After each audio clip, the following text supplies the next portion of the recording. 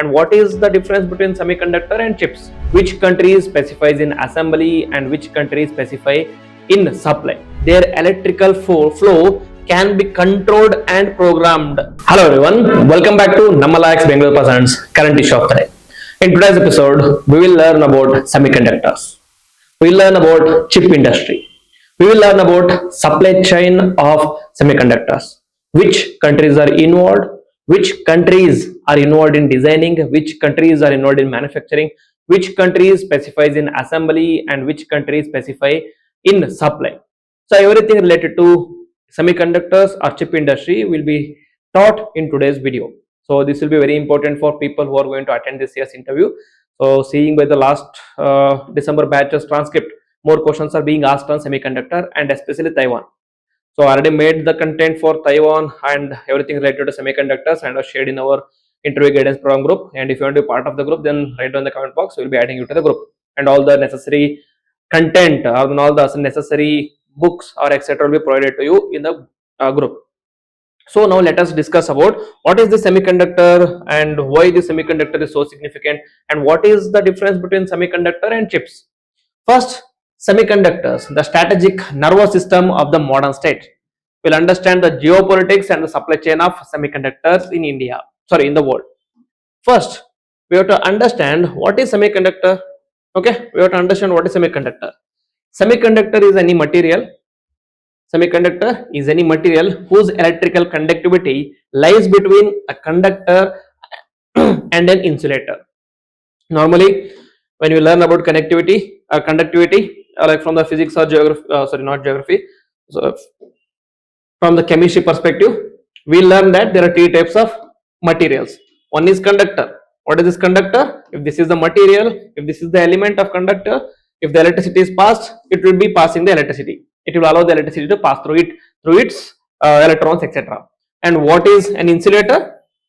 Insulator, if the electricity is passed through this, if electricity is passed, it won't conduct the electricity. Those are insulators. For conductors, the example is like any elements. For example, steel. For example, iron. For example, copper, zinc, etc., etc. For insulators, wood, plastic, etc. will be insulators. And there is a material which lies between these two, which partially conducts and partially resists. Those are called as semiconductors. Semiconductors. Okay, so this special property makes them very significant, especially in the electricals as well as electronics. Okay, so unlike the pure conductors or insulators, semiconductors possess unique property, that is their electrical flow can be controlled and programmed. This is what makes semiconductors very significant. The electricity flow through the semiconductors can be controlled as well as programmed, meaning how much of electricity should be passed through it and how much of electricity should be not passed through it can be controlled by human beings here. That is what makes semiconductors very significant. This controllability is the foundation of all the modern digital technologies, such as mobile phones, such as computers, such as artificial intelligence, such as normal cameras, etc., etc. All this run on semiconductors. This enables logic gates, memory storage, AI processing, missile guidance systems, satellite communication, and smartphones. All of these are built upon a single uniqueness of semiconductors, that is the controllability of electric flow. Controllability of electricity flow makes them very significant. So these are the three examples I was telling. Copper wire is an example of conductor. Very high electrical flow will be there. That is why we use copper in the wires. We use copper in circuits, etc., etc. And semiconductor, controllable flow and can be switched on and off. Example for these materials are silicon and germanium. Insulators are no electric, are those which do not allow the electricity to pass through them. Those are example is rubber and glass. Then what is chip? So if that is the semiconductor, then what is the chip? Chip is an integrated circuits. Chip is an integrated circuits. In simple terms, semiconductor is the raw material that is used to produce circuits, and these circuits together are called as chips. So semiconductor is the raw material. For example, silicon. Chip is the finished brain with these logics, with the help of logic gates, etc., etc. So chip is an integrated circuit, or IC is a miniaturized electronic circuit etched onto a tiny wafer of semiconductor materials, typically silicon. What is wafer? In simple words, if you consider any material as a cube, if any material as a cube, then wafer is a thin layer of this particular cube. If a thin layer of this cube, for example semiconductor silicon, this thin layer of silicon is called as wafer, and on all these wafers circuits will be integrated. This integration happens through a process called as lithography. So normally what they do in lithography, if this is the wafer, on top of this wafer they will add a photoresistant material. And once the photoresistant material is added, and on top of this they will pass electricity. So not electricity, lights. They will pass lights, that is normally UV or extreme ultraviolet electricity will be passed. Once this electricity is passed, all those areas which are photoresistance will be hidden, and all those areas which are non-photoresistance or photovoltaic, in the sense which allow the light to pass through them, will allow the light to pass through. As a result, with the help of this UV extreme light, the lithography is written here, and this program is done through the help of lithography, and the chip is manufactured depending on the need, whether it is for memory storage, whether it is for processing like CPUs, whether it is for artificial intelligence, etc., depending on the need, this lithography happens. Okay, so this is wafer. So where are they used? So modern chips contain millions to billions of transistors which are packed into a space smaller than your fingernail. So for example, different type of chips are found in processors as CPU and GPU. In the recent class, when we discussed about rare earth materials, we discussed about difference between CPU and GPU. So I told you CPU is very simple, a single smart person doing multiple works. The parallelism or the parallel ability to do parallel work here is very limited, whereas GPU is graphic processing units has so many, like millions and billions of smart persons working together, and the parallelism, that is ability to work parallelly, is very high. That is why GPU is normally used in artificial intelligence, missile technology, etc. And other type of chips are memory, such as RAM, read only memory and read access memory, and flash storage, and also used in power management, for example voltage regulators. These are also nothing but semiconductors and chips. And then AI accelerators such as neural processors, and also used in communication such as 5G, Wi-Fi, etc. These are all dependent on chips. Next, why is the semiconductor or the chip called as new oil? Why semiconductor is called as new oil? So why, if any material becomes so significant that it gets to be called as oil? Why is it so? Because oil is not only energy resource but also geopolitical tool which has been utilized on many occasions by oil rich countries such as OPEC and OPEC plus. So any material which has so much of significance that has the ability to influence geopolitics is always considered as new oil. So previously, just few years back or even now, data was considered as a new oil. Now semiconductors are also considered as new oil, meaning they have the ability to influence geopolitics, not just a country but geopolitics of the world. So just as oil powered the 20th century, semiconductors power the 21st. Control over the chip technology transfer directly into geopolitical power, economic dominance, and national security advantage. So any country which has mastery over semiconductors will have the mastery over the world. That is basically what new oil means. Where are they used? Chips or semiconductors are used in defense and security. For example, they are used in precision guided missiles, surveillance drones, radar systems, cyber warfare capabilities. All these are dependent upon advanced semiconductor chips, be it 1 nanometer. Okay, 1 nanometer is too futuristic. Currently, we are working on 2 nanometers. So 2 nanometers, 3 nanometers, and 7 nanometers are the ones which are most used in these electrical items. And then economic infrastructure, banking systems, stock markets, payment networks, and digital transactions rely entirely on the semiconductor powered computing as well. Next, space and navigation. Satellites, GPS systems, space exploration, and telecommunication infrastructures are semiconductor dependent. All the future endeavors of ISRO are dependent upon semiconductors. What else? With respect to digital economy, artificial intelligence, cloud computing, smartphones, Internet of Things devices, and data centers, the entire digital ecosystem depends on the semiconductors. All our unified payment interface, phone pay, GPay, etc., everything is dependent on semiconductors. Next, automotive revolution, that is electric vehicles and autonomous driving systems, that is ADAS, and connected cars require hundreds of specialized chips. So all the technology, futuristic ideas are dependent upon semiconductors. So semiconductor is proving out to be the new oil of the world. So there is a saying, whoever controls the chips controls the future of geopolitics. Whoever controls the chips controls the future of geopolitics.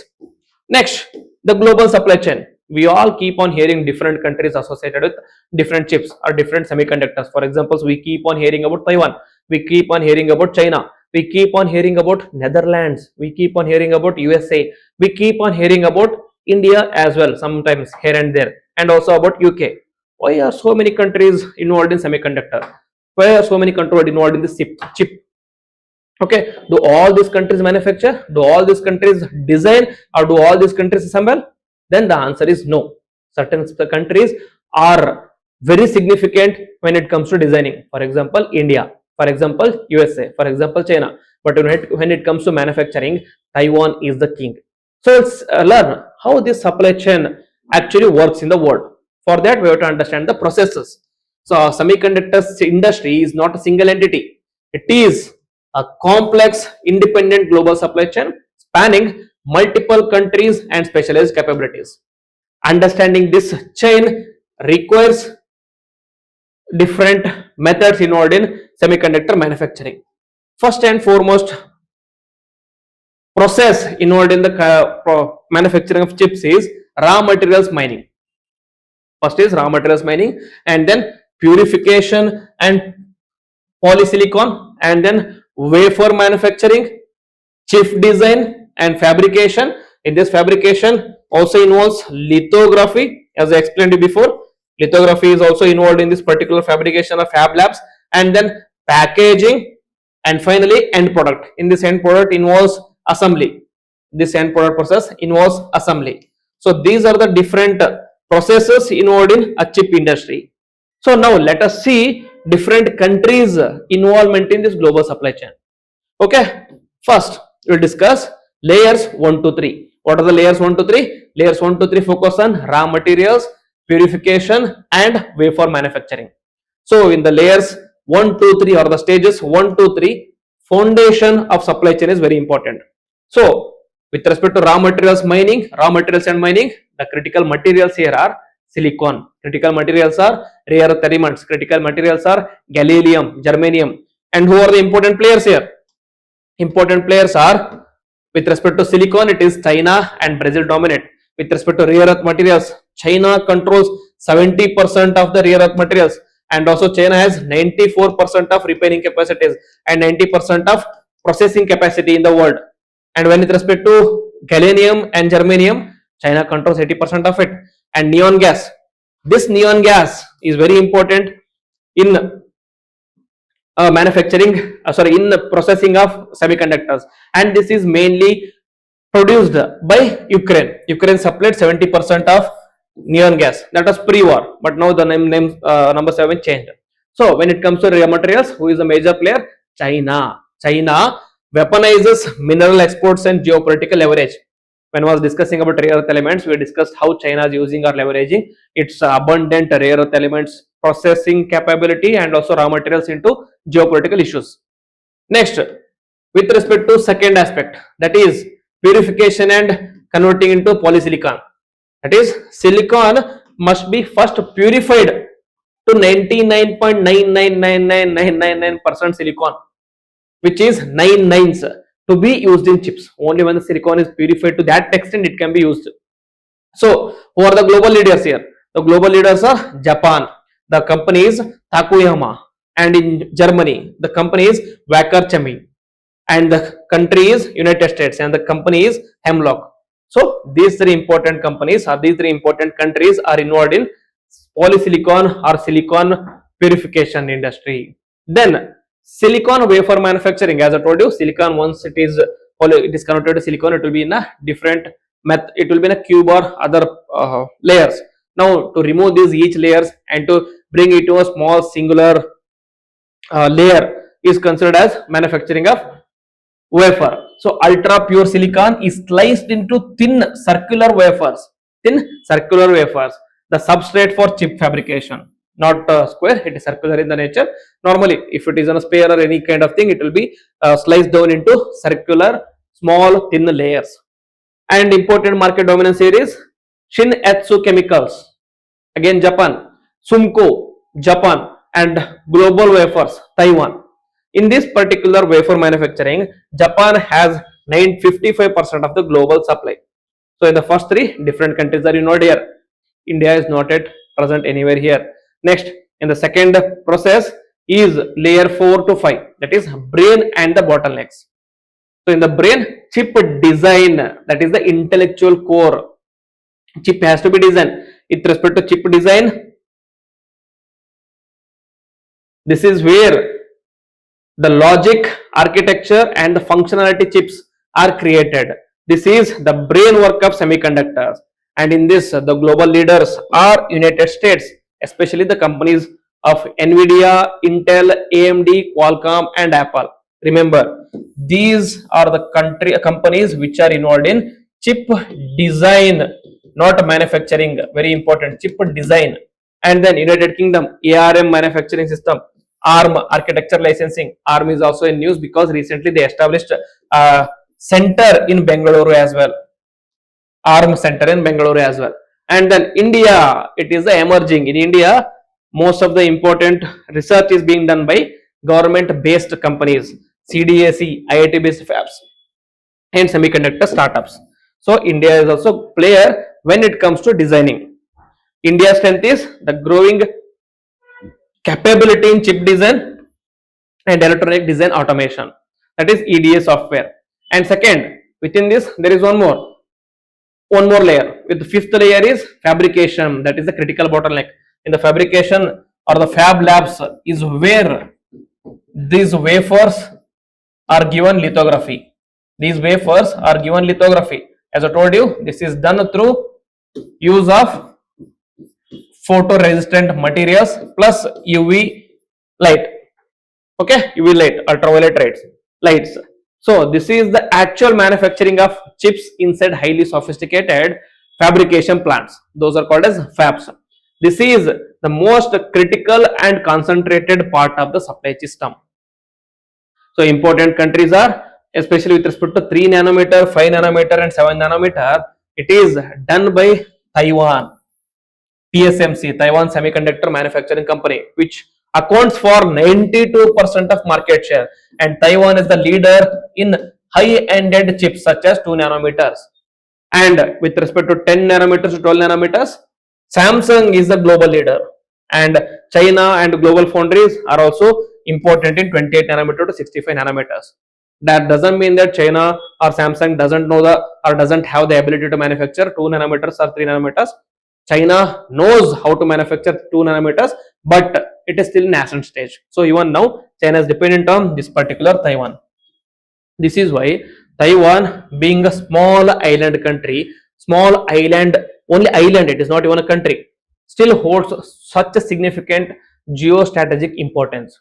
So this is why China, with all its might, even then is not able to attack China, because if you attack Taiwan, all these industries will be destroyed.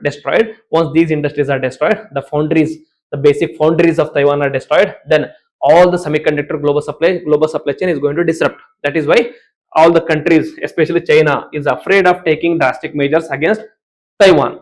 So Taiwan Semiconductor Manufacturing Company alone manufactures 92% of the world's most advanced chips, creating a massive geopolitical risk. Next, layers 6 and 7, the final layer, final assembly and the products, packaging and testing. After fabrication, chips must be packaged. They are sealed in a protective casing and tested for functionality and reliability. And this packaging happens in China, Malaysia, Vietnam, and Taiwan. This layer is less technologically intensive but crucial for supply chain completion. Next is the final product manufacturers or the assembly countries. These companies integrate semiconductors into consumer and industrial products. For example, consumer electronics such as Apple, Samsung, Xiaomi, automotive such as Tesla, Volkswagen, Toyota, aerospace and defense such as Boeing, Lockheed Martin, ISRO, DRDO, etc. And cloud and data centers, Google, Amazon, Microsoft. All these companies come at the end where they use these assembled products, assembled semiconductors into their own products. Okay, so this is the global supply chain. Now, just to sum it up, who are the important players here? Important players with respect to design is our very own India, USA, and China. India still is in national stage, but whereas in USA and China, they are already designing a very significant amount of chips as well as manufacturing them. And in the lithography, Netherlands, very significant this one is. Netherlands alone, the ASML company of Netherlands and EUV are one of the most, these are lithography machines. You have to consider them as a lithography machines. This lithography is done by machines, and this machine is manufactured mainly and you can say mostly in Netherlands only, that too especially by ASML company. So lithography happens only in these companies. Once the foundry they are manufactured in Taiwan, then they are sent to this lithography and then they are lithographed and they are programmed and they are sent to other areas. So the global supply chain happens like this. Next, with respect to materials, Japan, as I told you, Japan has higher fab plants and manufacturing is dominated by Taiwan. Taiwan is one of the major players in the world, especially with respect to manufacturing, because they decided that we cannot compete with China economically, we cannot compete with China defensively or etc etc. Only thing we can do is we can create a niche industry, we can create industry which is going to have such a global leverage that even China would dare to attack on them. So in that they understood the significance of turning it into niche industry and focused mainly on these things in the 1980s. They started a Hinshu space park which is called Silicon Valley of Asia, and from there they started developing chips and they did not focus on designs. Prior to this, majorly all the companies are focusing on designing plus manufacturing.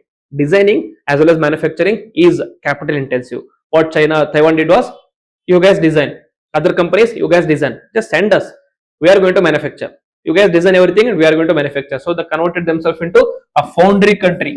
All these foundries were founded in Taiwan and they started foundries where chips started getting manufacturing.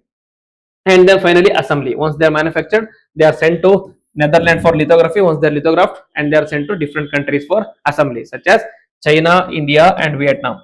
So India is present in the initial stage of design and it is present in the final stage of assembly. But what India lacks here is, India lacks with respect to lithography, India lacks with respect to manufacturing. So India has to pick up. So what is India doing to address this issue? What is India doing to become part of this global supply chain? What is India's position in the semiconductor ecosystem?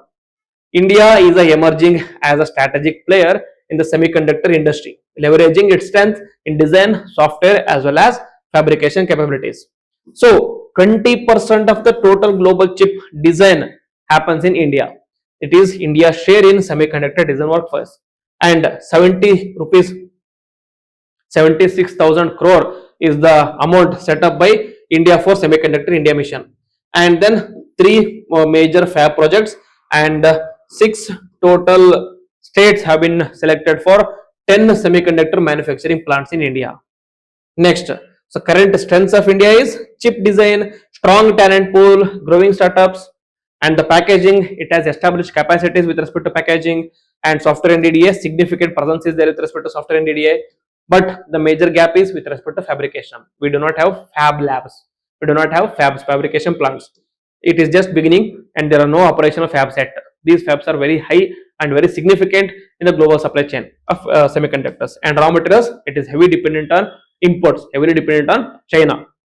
Then with respect to advanced technology, limited access to sub 10 nanometer nodes. Recently we developed Vikram 32 chip, but it is still in 32 stage and we have to focus mainly on less than 10 nanometer loads. And strategic goal is, vision is to position India as a trusted semiconductor hub in the global supply chain. And the key policy here is Semicon India mission. Under this India mission, India has allotted rupees 10,000 crore to bring around 36,000 GPUs, and also it is providing subsidized use of GPUs as well. And also it has established 10 semiconductor companies or manufacturing companies across 6 states as well. So India is also doing its bit, but still compared to the other countries, it is still catching up. So key takeaways is, semiconductor is a strategic nervous system. They are not merely an industry, they are the foundation of modern state power. 7-layer global supply chain is there, from mining to the assembly. The supply chain is fragmented across continents with the critical choke points in Taiwan, China and Japan. And the geopolitical weapon, control over the semiconductor technology transfer directly into geopolitical leverage. China's rare earth monopoly and Taiwan's fab dominance illustrates this power dynamic. Finally, India's emerging role, with a strength in design and 76,000 crore rupees policy push, India aims to become a trusted mode for global semiconductor ecosystem. So semiconductors are not an industry, they are the strategic nervous system of the modern state. So to sum it up, semiconductors are not an industry, they are strategic nervous systems of a world. They are the strategic nervous system of the world. So this is about semiconductors and global supply chain, how semiconductor manufacturing happens. So I think I've covered it holistically. If you like the video, then please hit the like button, comment on it and also share with your friends. With this, I will end the video. Jai Hind, Jai Karnataka.